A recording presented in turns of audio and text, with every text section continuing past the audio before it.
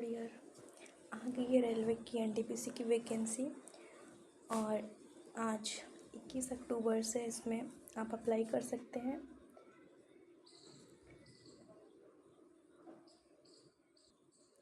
आते हैं सीधा काम की बात पर। तो आपको सबसे पहले नोटिफिकेशन डाउनलोड कीजिएगा और देखिएगा उसमें, तो आपको यहाँ पे दिखेंगी पेज नंबर और पैरा नंबर, जिसमें आपका इंस्ट्रक्शन दिया हुआ है कि किस पेज नंबर में क्या चीज़ है। तो आप यहाँ से पढ़ सकते हैं।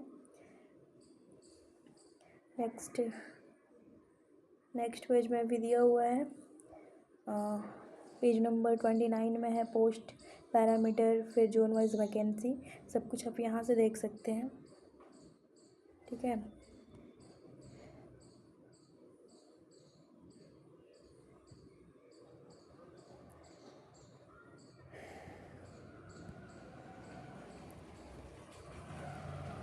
तो सबसे पहले मैं आपको इम्पोर्टेंट डेट बता देती हूँ कि ये नोटिफिकेशन जो है वो 4 तारीख को आया था, 4 अक्टूबर को। और इसमें इसका ओपनिंग डेट है 21, यानी कि आज से बनाना स्टार्ट हो गया है। 20 नवंबर तक ये फॉर्म फिल हो सकता है। 22 तारीख तक पेमेंट कर सकते हैं आप, लेकिन अब 20 तक ही कर लो, और हो सके तो 18 तक ही कर ले, क्योंकि लास्ट में साइट बहुत स्लो चलता है, भीड़ बहुत ज़्यादा हो जाता है सर्वर पे। और आप जो भी अगर गलत कर दिए हो तो मॉडिफाई के लिए विंडो ओपन होगा 23 नवंबर से 2 दिसंबर तक। ठीक है।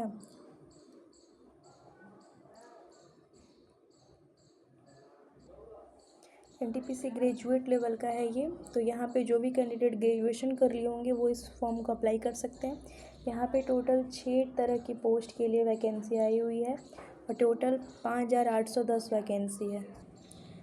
सबसे ज़्यादा वैकेंसी जो है वो गुड्स ट्रेन मैनेजर का है, टोटल 3416 वैकेंसी। तो इस वाले पे भीड़ ज़्यादा रहने वाली है। स्टेशन मास्टर की वैकेंसी मीडियम है। और फिर सेकंड नंबर पे है आपकी जूनियर अकाउंट असिस्टेंट कम टाइपिस्ट, 921 वैकेंसी। और सबसे कम है ट्रैफिक असिस्टेंट की, 59 वैकेंसीज़ है। और यहाँ पे आपका सबका मेडिकल स्टैंडर्ड दिया हुआ है, मतलब आई साइट का। तो जिसका भी जो भी होगा देख लीजिएगा यहाँ पे। अगर आप चश्मा लगाते हैं तो भी भर सकते हैं इस फॉर्म को। एज की बात करती हूँ तो एज लिमिट यहाँ पे दिया हुआ है। आपका एज जो काउंट होगा वो 1/1/2026 से होगा। फॉर्म आज भर रहे हैं, लेकिन 2026 1 जनवरी 2026 से आपका एज काउंट होगा। और अगर आप जनरल हैं तो आपका 18 से 33 साल होना चाहिए एज। अनरिजर्व के लिए 2/1/93 से है, मतलब 93 तक के लोग फॉर्म भर सकते हैं।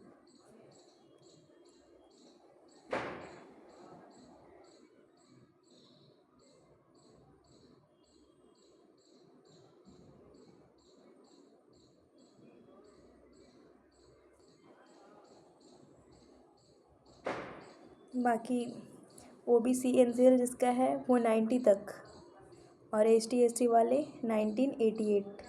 यहाँ तक जो भी होंगे वो लोग फॉर्म भर सकते हैं। एज रिलैक्सेशन मिलती है।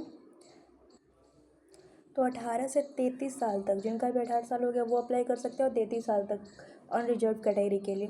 और फिर आपके कास्ट के बेसिस पे आपको एज रिलैक्सेशन मिलता है। अगर आप ओबीसी हैं, ओबीसी एनसीएल है आपके पास, तो आपको 3 ईयर का एक्स्ट्रा बेनिफिट मिलेगा, मतलब कि 33 + 3 यानी कि 36 साल तक आप भर सकते हैं। अगर आप एसटी एससी कैंडिडेट तो आपको 5 ईयर का रिलैक्सेशन मिलेगा, मतलब 33 + 5 यानी कि 38 ईयर तक आप अप्लाई कर सकते हैं। और बाकी फिर यहाँ पे है एक serviceman at least 6 month continue service after attestation. तो आप यहाँ पे देख सकते हैं इन लोग को भी रिलैक्सेशन है 3 ईयर, 6 ईयर, 8 ईयर। तो आप ये सब देख लीजिएगा अगर आप जो भी होंगे। 10 ईयर का, 13 ईयर का, 15 ईयर का भी है।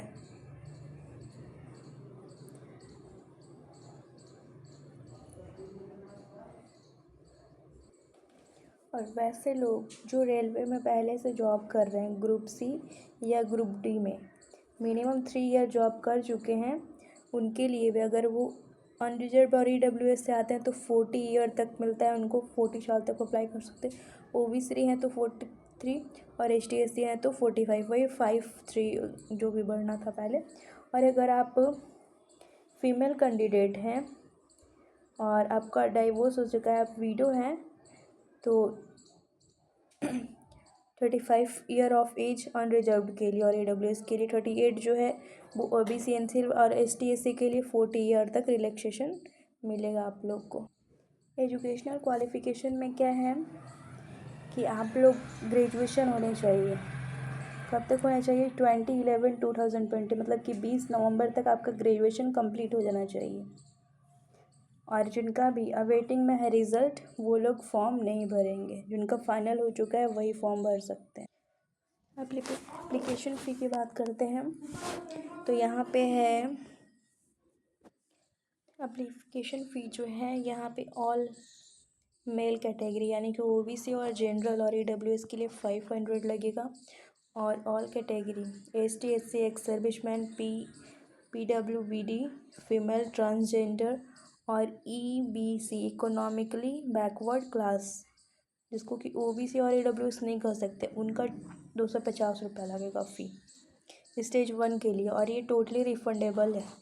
ये स्टेज 1 में जो भी बैठेंगे कैंडिडेट, उनका फ़ी टोटली 100% वापस कर दिया जाएगा। अब बात करते हैं सिलेबस और एग्ज़ाम पैटर्न की। तो फर्स्ट एग्ज़ाम होगा आपका स्टेज 1, जो कि कंप्यूटर बेस्ड एग्ज़ाम होगा, CBT एग्ज़ाम होगा, जो कि 90 मिनट्स का होगा ऑल कैंडिडेट के लिए, जिसमें आपका general awareness, mathematics and reasoning होगा। तो जनरल अवेयरनेस मेरा 40 क्वेश्चन होता है, मैथमेटिक्स का 30 और रीजनिंग का 30 क्वेश्चन होता है। टोटल 100 क्वेश्चन होता है और टाइम 90 मिनट होता है, लेकिन टाइम 120 मिनट मिलता है कुछ लोगों को जो फिजिकली हैंडीकैप होते हैं, उन लोगों को मिलता है एक्स्ट्रा टाइम 30 मिनट का। यहाँ पे देख सकते हैं आप। मैथमेटिक्स के सिलेबस की बात करते हैं। CBT 1 के लिए number system, decimal, fraction, LCM, HCF, ratio, proportion, percentage, mensuration, time and work, time and distance, simple and compound interest, profit and loss, elementary algebra, geometry, trigonometry, elementary static, ये सब maths के syllabus है। Reasoning में आता है analogy और series, number और alphabetical series, coding, decoding और मैथमेटिकल ऑपरेशन, सिमिलरिटी और डिफरेंसेस, रिलेशनशिप जो ब्लड रिलेशन होता है, analytical reasoning, syllogism, Venn diagram, jumbling, puzzle, data sufficiency, statement conclusion, statement course of action, decision making, maps मतलब direction जो दिया हुआ रहता है वो, इंटरप्रिटेशन ऑफ ग्राफ्स ETC। ये सारा हो गया रीजनिंग का सिलेबस।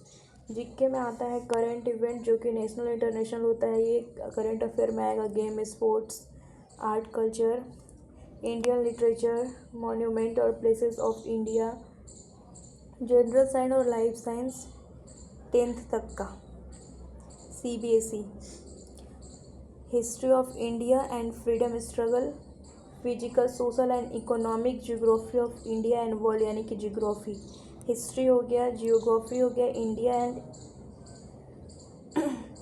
वर्ल्ड जियोग्राफी, पॉलिटी आ गया, इंडियन पॉलिटी और governance, constitution and political system.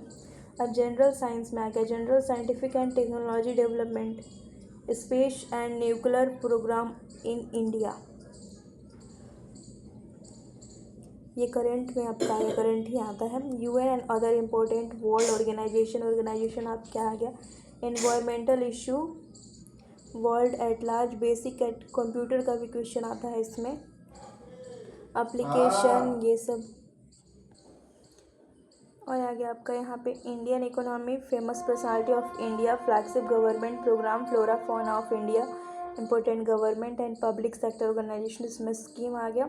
इसमें पास परसेंटेज है, अनरिजर्व के लिए 40%, EWS के लिए 40%, OBC के लिए 30%, SC के लिए 30%, ST के लिए 25%। ये पास परसेंट है, मतलब इतना परसेंटेज आप लाइएगा तो ही पास हो पाइएगा। अब सेकेंड स्टेज का बात करते हैं। अगर आप फर्स्ट स्टेज को क्वालिफाई कर गए तो सेकेंड स्टेज में आइएगा। ये भी आपका CBT ही होगा, कंप्यूटर बेस्ड टेस्ट होगा। और इसमें भी ड्यूरेशन 90 मिनट का होता है और PH कैंडिडेट को 120 मिनट मिलता है।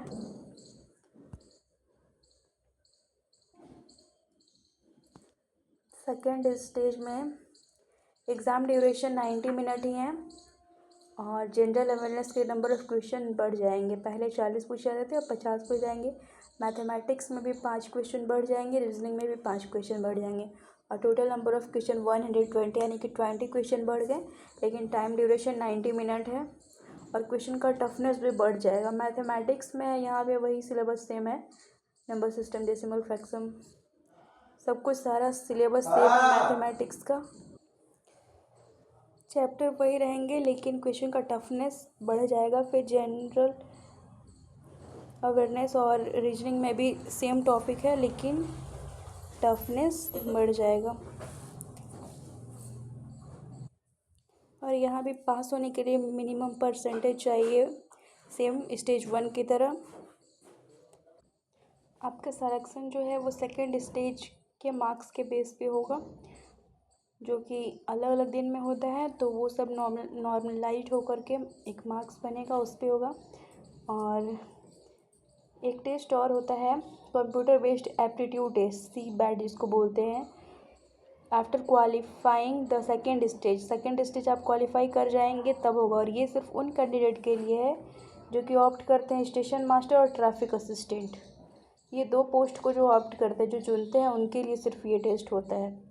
और इसमें भी क्वालिफाई करने के बाद और CBAT के लिए हर कैटेगरी से जितना भी वैकेंसी है उसके 8 टाइम कैंडिडेट को सेलेक्ट किया जाएगा CBAT के लिए। जो भी स्टेशन मास्टर और ट्रैफिक असिस्टेंट को ऑप्ट करेंगे उनमें से 8 टाइम जितना नंबर ऑफ वैकेंसी है उसकी 8 टाइम कैंडिडेट को सेलेक्ट किया जाएगा CBAT के लिए।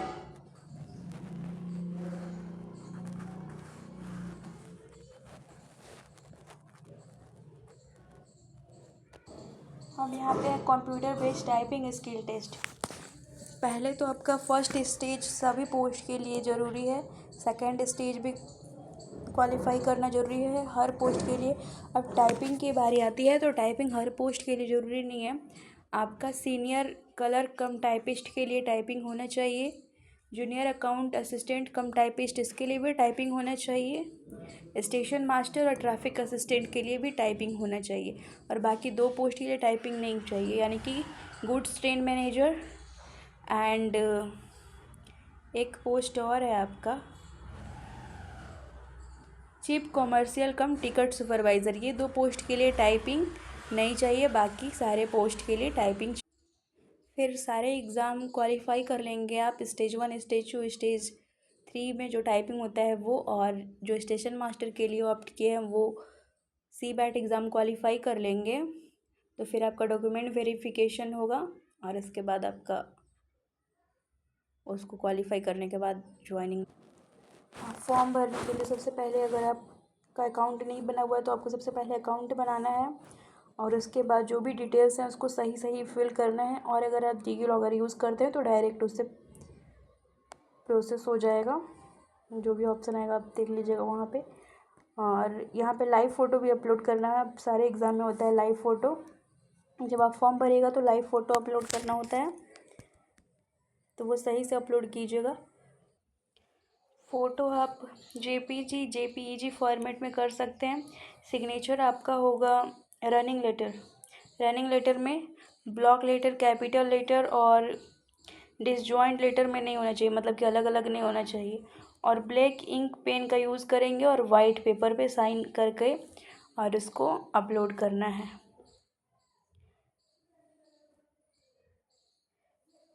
आप सिग्नेचर को 100 DPI में करेंगे। JPG ओनली एक्सेप्ट होगा। साइज़ है आपका 30 KB से 49 KB। सिग्नेचर का साइज 30 से 49 KB होना चाहिए और इमेज डायमेंशन 140 पिक्सल और 60 पिक्सल का होना चाहिए, 140 और 60। और यहाँ पे 35 mm width and 20 mm height होना चाहिए सिग्नेचर का। Ground for rejection of online application related सी, अगर सिग्नेचर की वजह से आपका फॉर्म रिजेक्ट होता है तो उसका वजह ये है कि use of non white background, अगर आपका सिग्नेचर का बैकग्राउंड वाइट नहीं है, मतलब कि या तो वो गंदा है या फिर कोई और कलर का है या फिर लाइनिंग वाला कॉपी है, तो उससे आपका फॉर्म रिजेक्ट हो जाएगा। फिर नॉन ब्लैंक इंक, अगर आप ब्लू पेन से, यहाँ पे स्पेशल लिखा हुआ है कि ब्लैक पेन से जो है, अगर आप नॉन ब्लैक इंक से सिग्नेचर करते हैं तो आपका ये रिजेक्ट होने का चांस लगता है कि हो सकता है इस वजह से रिजेक्ट होगा। सिग्नेचर रिटन इन ब्लॉक और कैपिटल लेटर में आप सिग्नेचर किए होंगे तो भी आपका रिजेक्ट हो सकता है। और क्लियर नहीं होगा सिग्नेचर, इमेज क्लियर नहीं होगा तो भी, और आपका सिग्नेचर या तो दिखेगा नहीं, इनकम्प्लीट दिखेगा, या फिर थोड़ा थोड़ा दिखेगा तो भी रिजेक्ट हो सकता है। तो ये सब सही से करके तब फिर या फिर आपका सिग्नेचर, आप सिग्नेचर की जगह पे कुछ और अपलोड कर दीजिएगा तो भी रिजेक्ट हो जाएगा। ब्लैंक रहेगा पेपर तो भी रिजेक्ट होगा। और थंब इम्प्रेशन, सिग्नेचर की जगह थंब लगाइएगा तो भी, क्योंकि सिग्नेचर करना है वहाँ पे रनिंग लेटर होना चाहिए, ब्लैंक इंक का यूज़ करना है और पेपर का बैकग्राउंड वाइट होना चाहिए, साफ़ सुथरा होना चाहिए, फिर आपका फॉर्म रिजेक्ट सिग्नेचर की वजह से नहीं होगा। सिग्नेचर ध्यान से कीजिएगा, क्योंकि सिग्नेचर आप अभी जो अपलोड कीजिएगा वो आपका एग्जामिनेशन के टाइम में मैच होना चाहिए। डीवी में मैच होगा, एमई मतलब मेडिकल एग्जामिनेशन में मैच होना चाहिए, और अपॉइंटमेंट के टाइम में मैच होना चाहिए। 3-3, 4-4, 5-5 जगह आपके सिग्नेचर मैच कराए जाएंगे, तो सिग्नेचर को सही से कीजिए। फिर वही है, ST SC के लिए आपका सर्टिफिकेट अपलोड करना है। ट्रेन ट्रेवल पास के लिए फ्री ट्रेन ट्रेवल जो एग्ज़ाम देने जाइएगा तो फ्री होगा, तो 400 KB का होना चाहिए, PDF फॉर्मेट में होना चाहिए। और बाकी सारे सर्टिफिकेट PDF फॉर्मेट में होने चाहिए। फ़ोटो और सिग्नेचर बस JPG फॉर्मेट में होना चाहिए।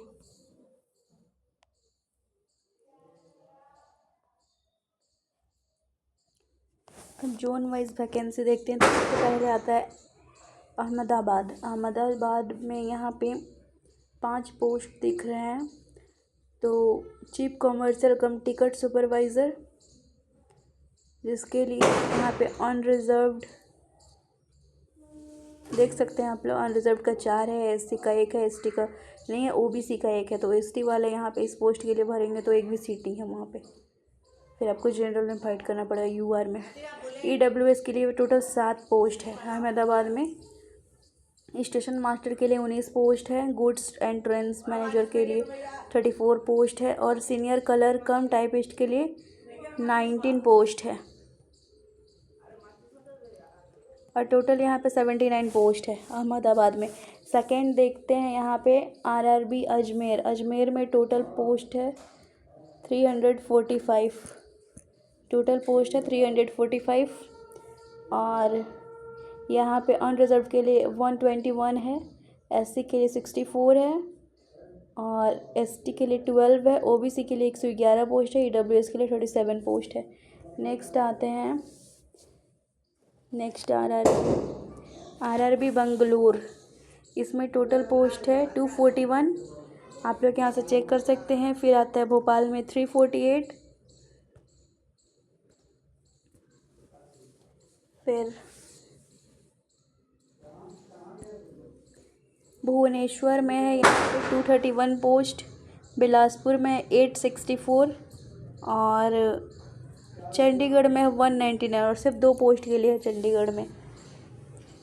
नेक्स्ट आते हैं, चेन्नई में है हमारा 189 पोस्ट, और गोरखपुर में 111 पोस्ट।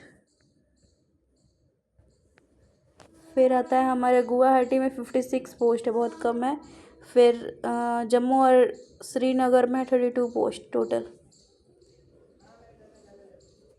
कोलकाता में ज़्यादा है, 6 पोस्ट यहाँ पे है, और टोटल सीट है 685 और फिर आता है मालदा जोन में है 522, यहाँ पे हमेशा ज़्यादा रहता है। मुंबई जोन में है 596 पोस्ट, और मुजफ्फरपुर में है 21 पोस्ट, और पटना में है 23 पोस्ट, प्रयागराज में है 110 पोस्ट, 110 सीट, पोस्ट नहीं। रांची में है 651 सीट, और सिकंदराबाद में है 396 सीट। फिर सिलीगुड़ी में है आपका 21 सीट, और तिरुवनंतपुरम में है, यहाँ पे आपका टोटल 5,800 से। तिरुवनंतपुरम में 51 सीट है टोटल, और टोटल मिला के 5,810 सीट है। तो आप लोग देख करके जोन वाइज देख करके किस कैटेगरी के लिए कितना पोस्ट है, कितना सीट है, आप लोग फिल कर सकते हैं। ठीक है, थैंक यू सो मच।